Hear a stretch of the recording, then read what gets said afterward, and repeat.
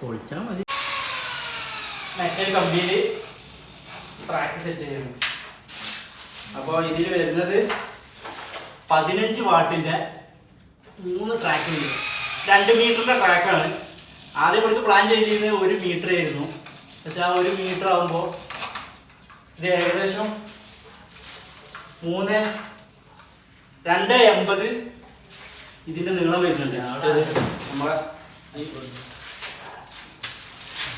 ഈ കൊടുത്തിക്കണ ഇതിനുള്ള ഇതുണ്ടല്ലോ, അത് ഏകദേശം 2.80 നീളം വരുന്നുണ്ട്. അപ്പോൾ ഇതിലേക്ക് നമ്മൾ ഓരോ മീറ്റർ വെച്ച് ചെയ്യുകയാണെന്നുണ്ടെങ്കിൽ അവർ ബോറായിട്ട് തോന്നും. അപ്പോൾ നമ്മൾ എന്ത് ചെയ്തു, 2 മീറ്ററിൻ്റെ പട്ടീസ് വെച്ചിട്ട് അതിൽ 2 മീറ്റർക്ക് 3 ട്രാക്ക് ചെയ്തു. നമുക്കത് അത്യാവശ്യം നല്ല വെളിച്ചമുണ്ടാവും.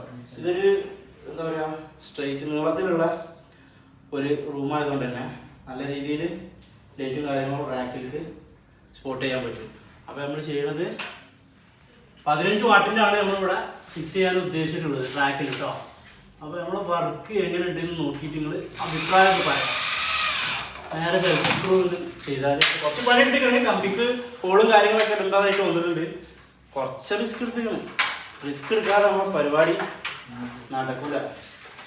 അപ്പോൾ ഓക്കെ, കമൻറ്റിൽ അറിയിക്കുക എങ്ങനെയുണ്ട് വർക്ക്. മോശമാണെന്നുണ്ടെങ്കിൽ മോശമാണെന്ന് പറയണം കേട്ടോ.